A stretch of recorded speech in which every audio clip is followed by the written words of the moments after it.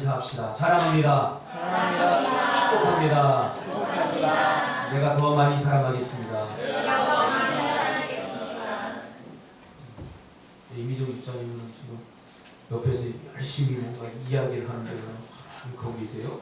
본인도 하셔야지. 무슨 일 있었어요? 아니, 이거 설교 말씀 하는데요. 집중해서 보시는군요. 감사합니다. 오늘 이 말씀 중심에서 해내려고 해야 할 수 있게 된다. 해내려고 해야 할 수 있게 된다. 라는 제목으로 하나님 말씀 증거하겠습니다. 여러분은 내가 어떤 목표를 가지고 그것을 이루기 위해서 내가 뭔가를 하고 있는데 마음속 깊은 곳에서는 이 목표는 내가 아무리 열심히 해도 도저히 이루어지지 않을 거야. 그렇게 생각하면서 어떤 일들을 해본 경험이 있습니까? 내가 뭔가를 해요. 하는데 몸은 움직이고 있지만 마음속 깊은 곳에서는 내가 이렇게 열심히 해도 이 일은 이루어지지 않을 거야. 내가 아무리 열심히 한다고 이 목표는 이룰 수 없어. 그렇게 생각하면서 목표를 포기하자니 별 다른 대안이 없고, 그래서 어쩔 수 없이 그냥 의무감과 책임감으로 어떤 일에 매달려본 그런 경험이 있습니까? 저는 참 많은 것 같아요. 몸으로는 움직이고 있는데, 이 일을 하고 있는데 마음속 저 깊은 곳에서는 그런 소리를 듣게 됩니다. 야, 너 그렇게 열심히 땀 흘려도 소용없어. 너 그렇게 열심히 해도 그거 목표 이룰 수 없어. 그런 경험을 종종 하게 됩니다. 그런데 그 목표를 포기하자니, 내가 하고 있는 일을 멈추자니 뭐 특별한 대안이 없어요. 그래서 그 일에 매달려 있게 되는 거죠. 그냥 붙들고 버티기를 하고 있는 거죠. 예전에 제가 고등학교 다닐 때 공부를 하는데, 공부가 그랬어요. 제가 시골에 살다가 인천으로 왔는데, 시골에서는 그래도 못하진 않았거든요. 그런데 딱 시험을 봤는데 58명 중에서 56등 이렇게 하는데, 야, 열심히 하면 되겠지. 안 돼요. 그러니까 하는 게 뭔가 이거 자율학습도 하고 보충 수업도 하는데 이게 앉아 있는데 뭔가를 해야 되는데 안 돼요. 마음속 깊은 곳에서 해도 안 돼요. 그뿐만 아니라 그 후에도 이런 경험들을 많이 해보았습니다. 뻔히 알면서, 안 될 거 뻔히 알면서 별다른 대안이 없으니까 버티기를 하는 경우죠. 오늘 본문은 바로 이런 마음으로 어떤 일에 직면해 있는 사람들에 대해서 예수님께서 들려주는 메시지입니다. 반드시 해결되어야 하는 문제라고 내가 고민하고 매달려보지만 그렇다고 해결될 것 같지는 않은 문제, 그런 문제에 직면한 사람을 오늘 본문에서 해결하고 있죠. 뭔가 분주해요. 뭔가 막 해요. 열심히 해요. 근데 마음속 깊은 곳에서는 그렇게 외치고 있죠. 너 그거 해도 안 돼. 그렇게 열심히 움직여도 안 돼. 그런 사람을 소개하고 있죠. 오늘 본문은 우리가 너무나 잘 아는 본문입니다. 예수님께서 변화산에 베드로와 요한과 야고보를 데리고 기도하러 올라가죠.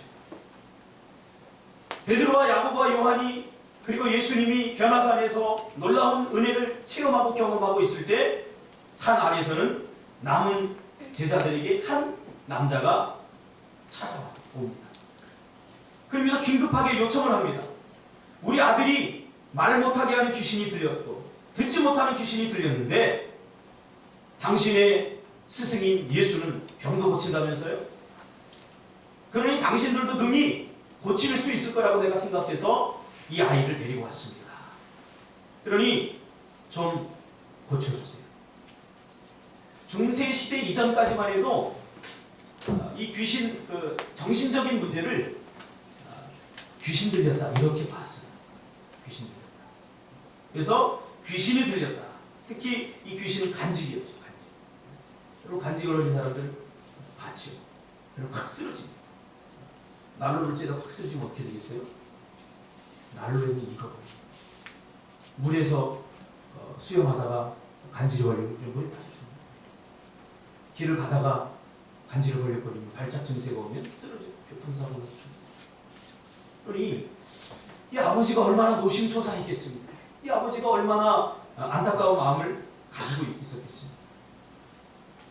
그래서 예수님의 소식을 듣고 예수님을 찾아왔는데 예수님은 산에 기도하러 올라가고 제자들이 남아있어요. 그러니까 급한 마음에, 긴급한 마음에 제발 우리 아들에게 있는 귀신 좀 쫓아주세요 하고 요청을 합니다. 그러나 제자들은 쫓지 못하게 되죠. 여기서 제자들의 실력이 드러나죠.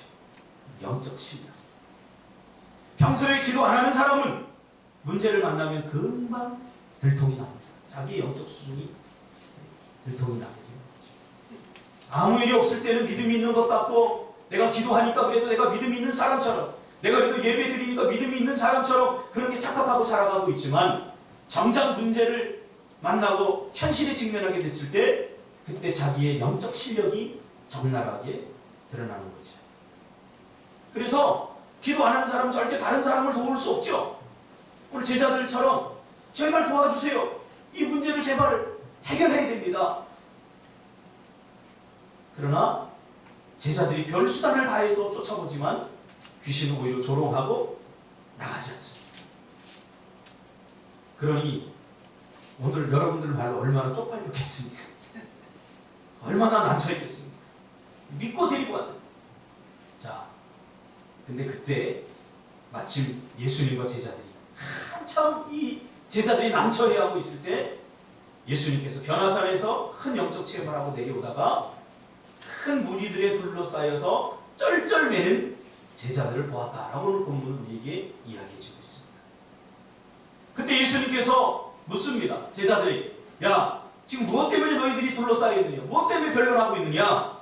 그러자 이 아버지가 자신의 아들에게 있는 귀신을 쫓아달라고 제자들에게 부탁했는데 제자들이 해내지 못했다고 탄식하면서 예수님께 어떻게 하죠?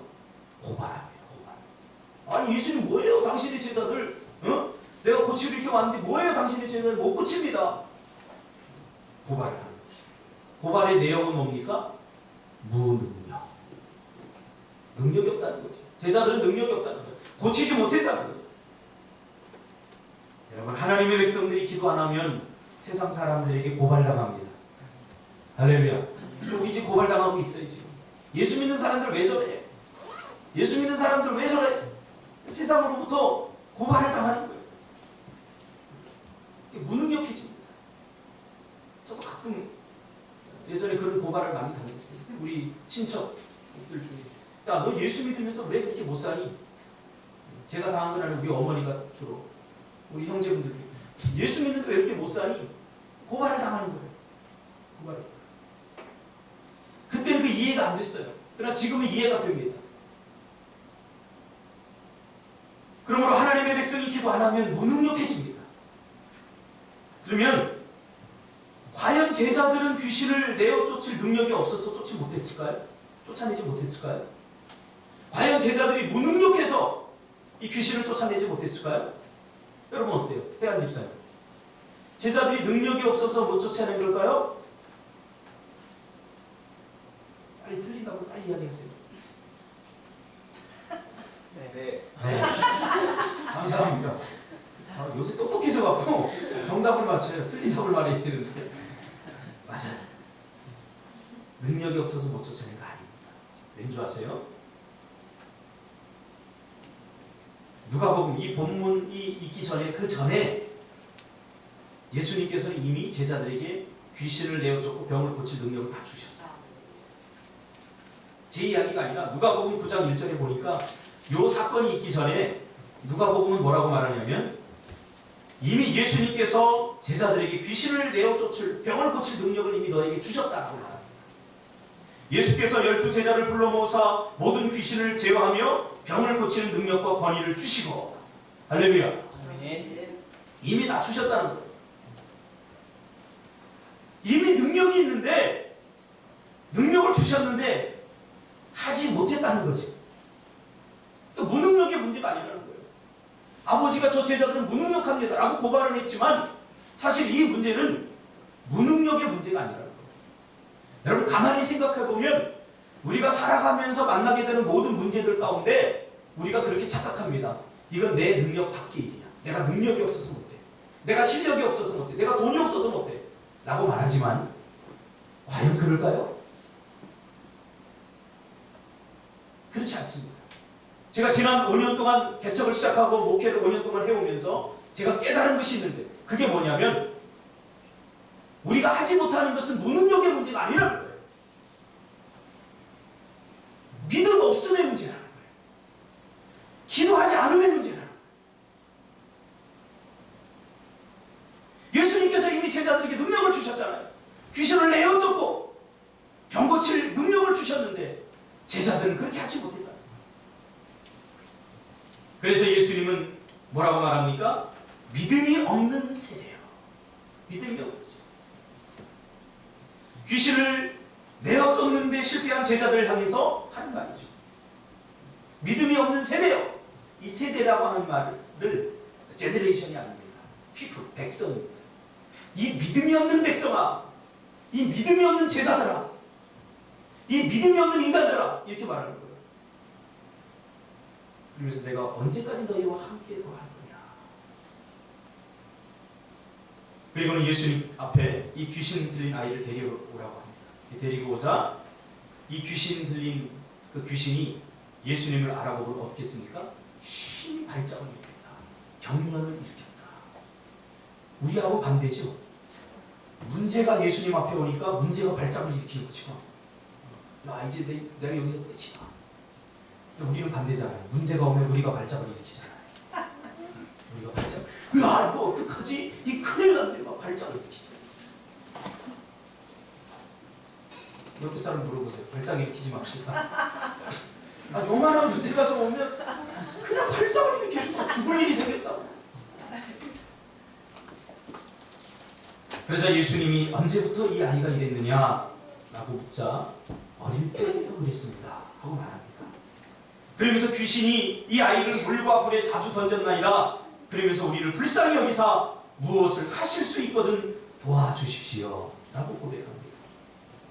그냥 성경을 평범하게 그냥 읽기를 하면 이 본문이 그냥 평범하게 지나갑니다. 그러나 자세히 읽기를 하면 오늘 이 아버지의 이 고백이 앞뒤 상황이 맞지 않는 고백임을 우리가 발견하게 되는 거죠. 그렇죠? 왜요?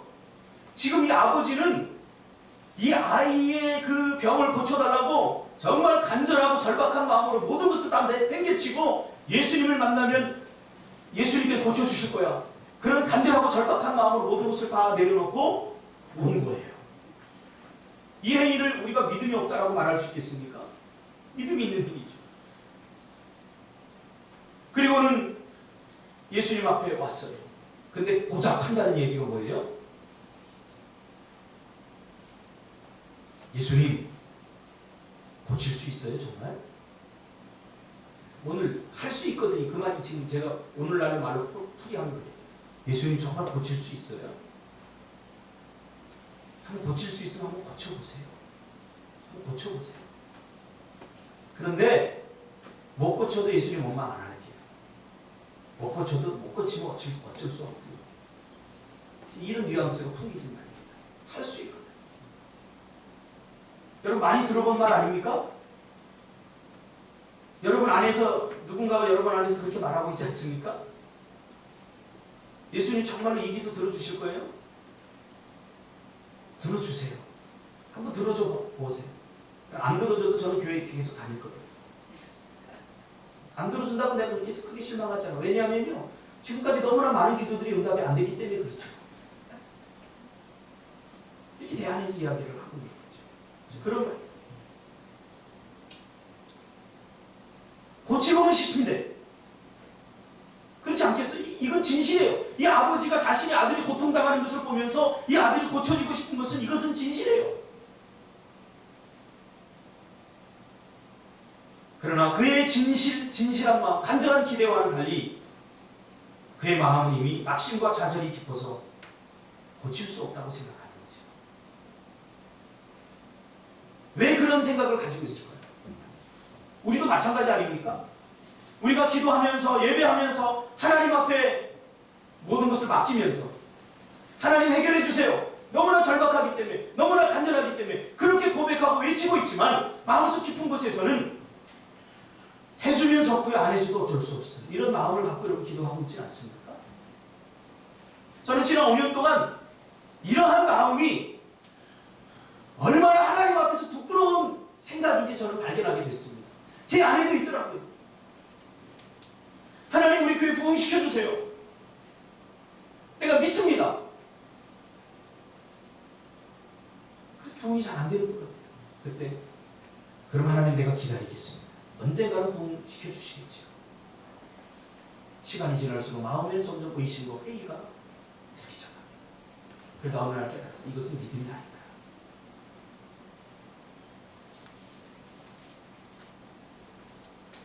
고치고는 싶은데 에이 낫지 못할 거야. 너무나 오랫동안 많은 의사들을 찾아다니고 많은 사람들을 찾아다니면서 실패한 그것들을 보면서 이 아버지의 마음속에 좌절감이 드는 거죠. 또 더 결정적인 좌절감은 뭡니까? 제자들의 실패예요.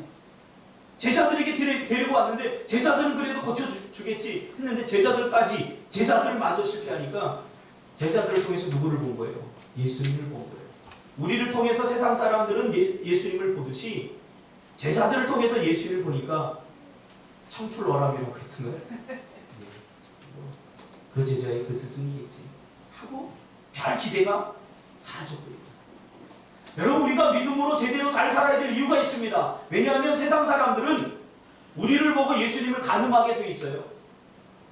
오늘 전도의 문이 왜 막혔습니까? 우리 문제죠. 내 문제입니다. 내 문제. 내가 그리스도의 향기를 풍기지 못하기 때문이죠. 그럼에도 불구하고 아버지로서 포기할 수 없는 일이지 않습니까? 이 자식을 그래도 포기할 수 없지 않습니까?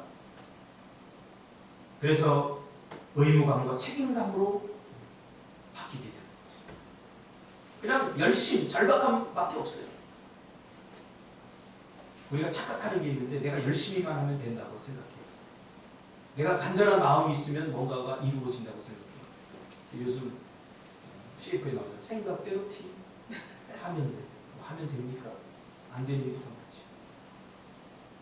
이게 단순히 믿음 없이 내 열심과 내 노력으로 할 수 있는 인간적 몸부림의 한계입니다. 우리에게는 이런 것 없을까요? 기도를 하지만 어떤 일을 하고 있지만 이미 내 안에서는 안 될 것을 이미 알고 있는 듯한 자세와 태도로 뭔가를 하고 있는 거죠. 하고 있어요. 제가 지금 농사를 짓고 있습니다. 할렐루야. 상추를 한 10분의 2평 정도 상자 2개에다가 흙을 담아서 화분에 흙이 남길래 상추씨를 가져왔어요. 근데 상추씨를 심기 전에 제가 마음에 의심이 들었어요. 왜냐하면 예전에 제가 한번 뿌려봤는데 상추가 하나도 안 나더라고요. 그래서 이번에는 좀 더 많이 적극적으로 심으면서 야, 상추가 날 거야 하면서 상추를 이렇게 심었어요. 그 다음날 됐더니 이틀 지나고 나서 딱 가봤더니 싹 이렇게 났어요. 할렐루야. 지금 이만하게 자랐어요. 상추가. 이렇게 한번 성공하고 나니까 또 심고 싶더라고요. 그래서 어제 방울토마토를 사다가 방울토마토가 그려져 있어가지고 난 방울토마토인 줄 알았는데 방울토마토 모종을 키우는 흙이더라고요. 심으려고 아무리 봐도 흙밖에 안 보이는 거야. 써갔구나. 오늘 또 남자가 다시 가서 방울토마토 사러 갑니다. 여러분, 믿음이란 무엇입니까? 해내려고 하는 몸부림입니다. 제자들과 이 아버지에게서 보이는 것이 무엇입니까? 해내고 싶기는 하지만 해내려고 하는 강력한 의지가 안 보여요. 하고 싶어요. 너무나 이루고 싶어요. 그래서 그 일을 하고 있어요. 그렇지만 마음속 깊은 곳에서는 안 될 거야. 계속 그러는 거죠. 여러분, 믿음은 항상 모든 일에 어떤 일이든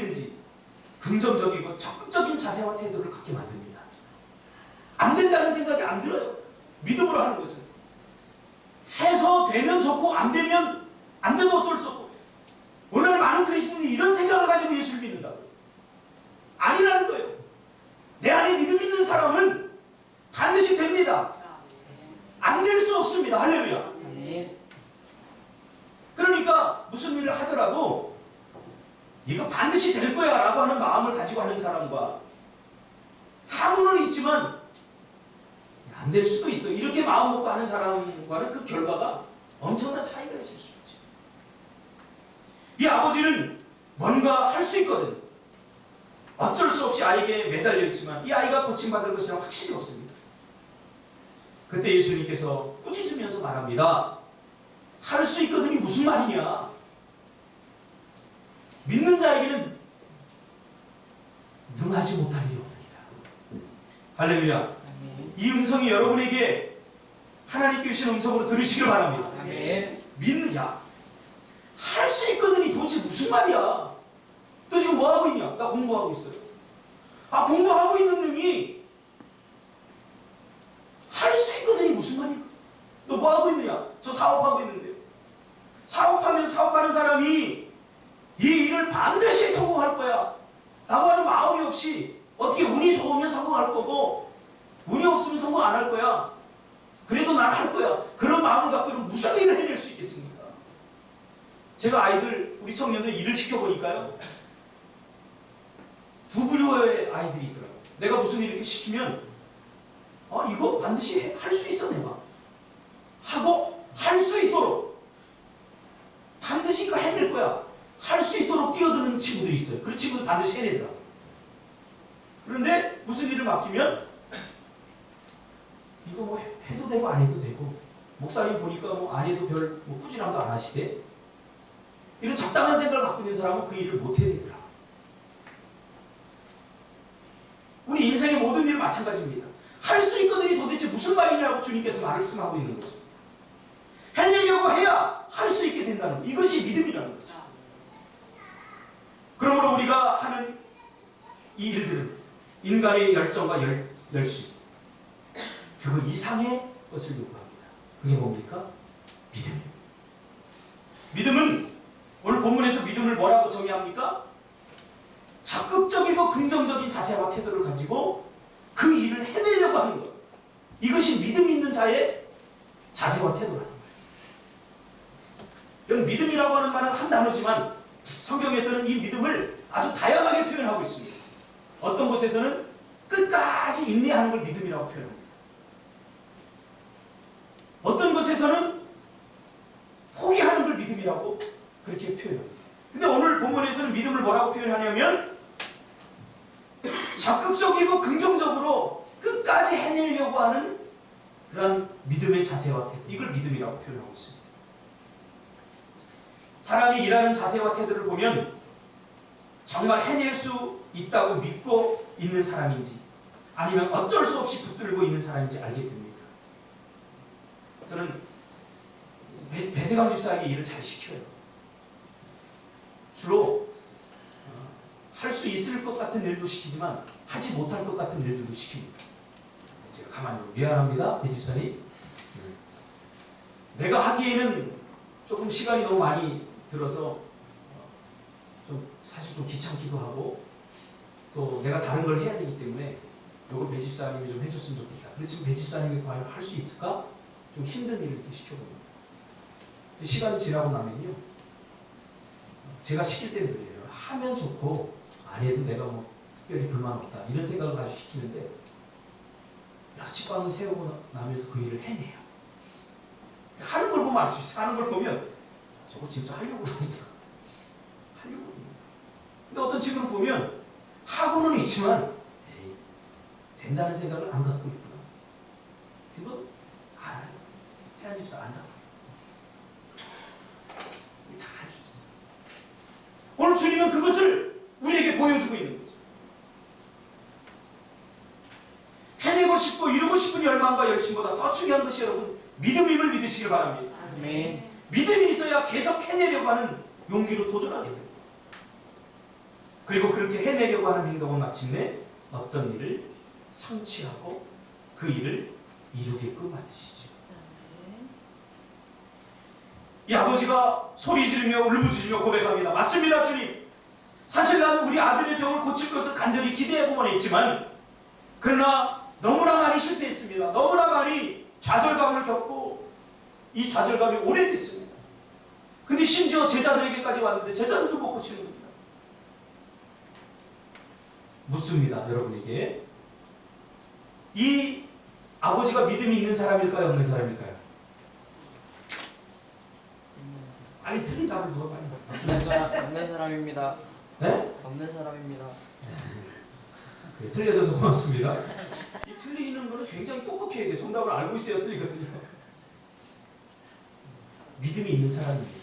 자, 믿음이라고 할 때 우리가 두 가지를 기억해야 된다고 했죠. 믿음이라고 하는 것은 믿음이 있느냐 없느냐, 존재의 유무.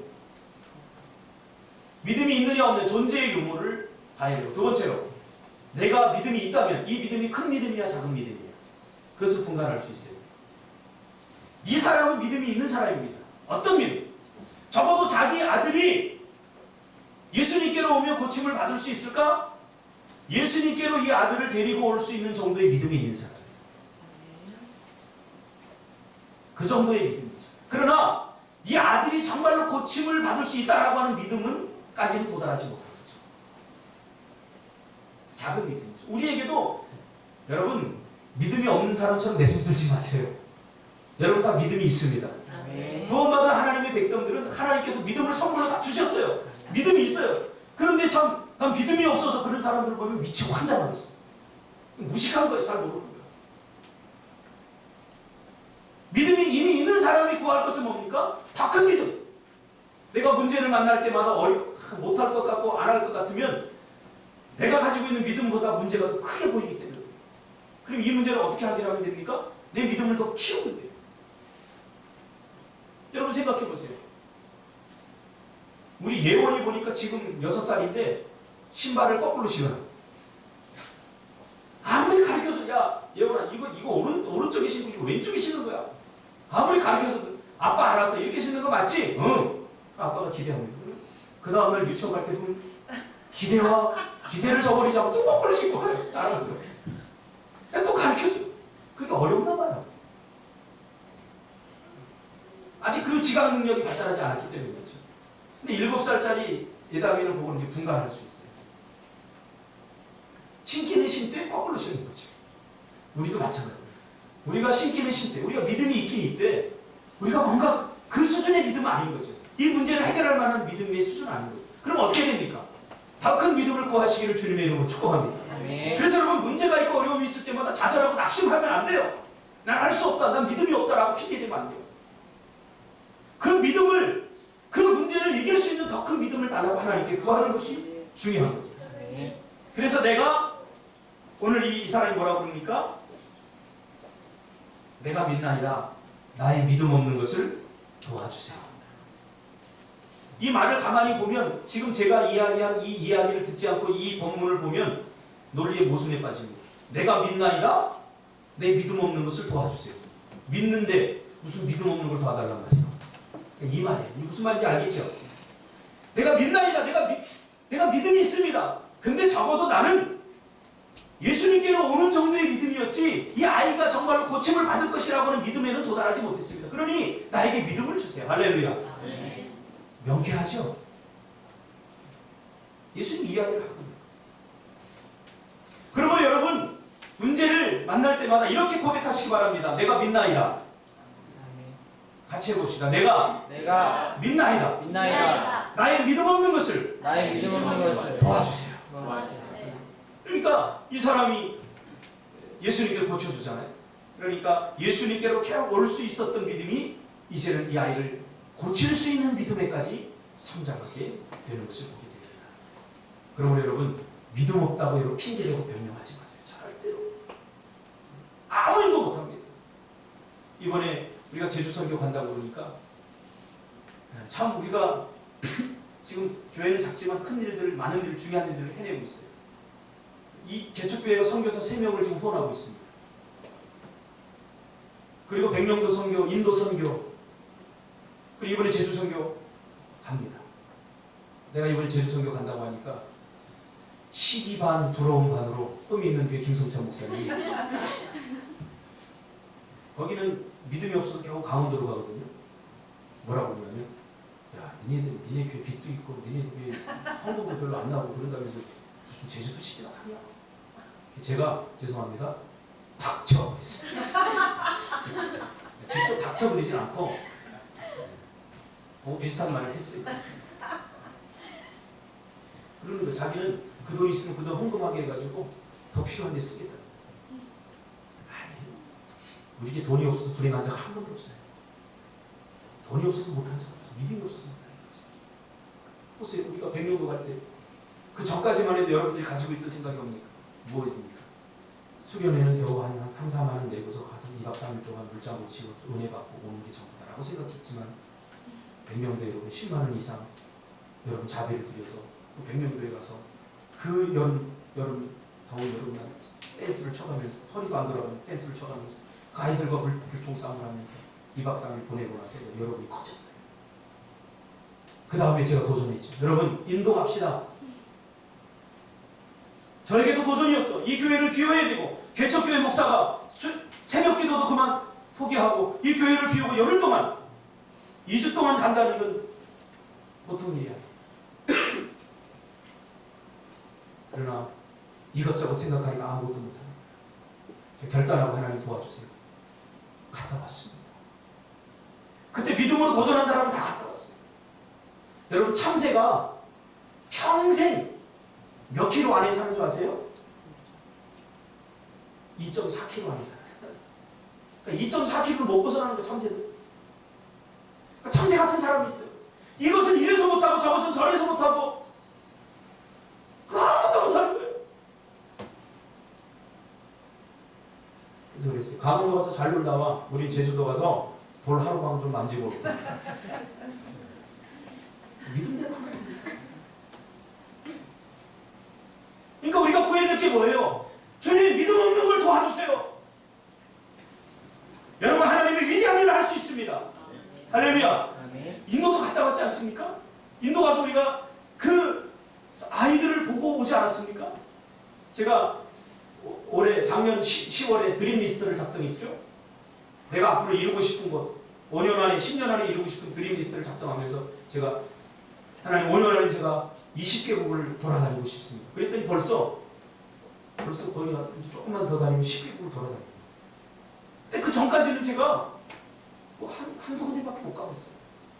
그러나 뜻을 정하고 하나님 도와주세요 했더니 하나님께서 역사하시더라고요. 돈이 있다고 하는 거 아닙니다.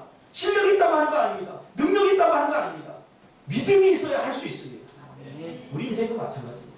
제가 꿈틀학교 부지를 놓고 기도하고 우리가 꿈틀학교를 이제 한다고 노예다가 이제 꿈과 비전을 나누어야 돼요. 자기가 가만히 갖고 있으면 힘들고 어려우면 그냥 은근히 포기해버리거든요. 자꾸 나누어야 돼요. 그래서 한다고 하니까 또 김 목사님이 태클을 걸어요. 야, 교회 사놓고 교회 아직 장군도 아니고 다 못 갚았잖아. 은행에 갚아야 될 게 있잖아. 닥쳐. 그래도 우리는 꿈틀학교로 살 거야. 여러분 보세요. 여러분들 우리 교회 실정 잘할 겁니다. 우리 교회가 뭘 할 수 있겠어요? 객관적으로 따지면 우리가 뭘 할 수 있겠어요? 아무것도 못합니다. 그러나 여러분들에게 믿음이 있기 때문에 우리가 못할 일이 없습니다. 할렐루야. 뭐든지 할 수 있습니다. 내게 능력 주시는 자리에서 우리가 뭐든지 할 수 있어요. 할렐루야. 아유 가슴 떨리지 않습니까? 다 할 수 있어요. 우리 앞으로 더 큰 일을 할 겁니다. 내년 1월달에 미얀마 선교 갈 겁니다. 할렐루야. 그럴 거예요. 아마 이걸 모르는 사람들 아마 그럴 거예요. 아니 저 목사 미쳤나? 예, 저 미쳤습니다. 미치지 않고 예수 못 믿겠더라고요. 미얀마에서 사도 바울이 소아시아 지역에 복음을 전하러 가려고 할 때 마케도니아에서 우리를 와서 도우라.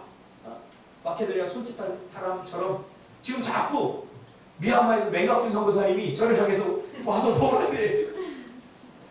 그분이 연세대 의대 나왔어요. 그래서 의료 기부 전공을 했어요. 아내는 약사예요. 누가 약국을 했었어요.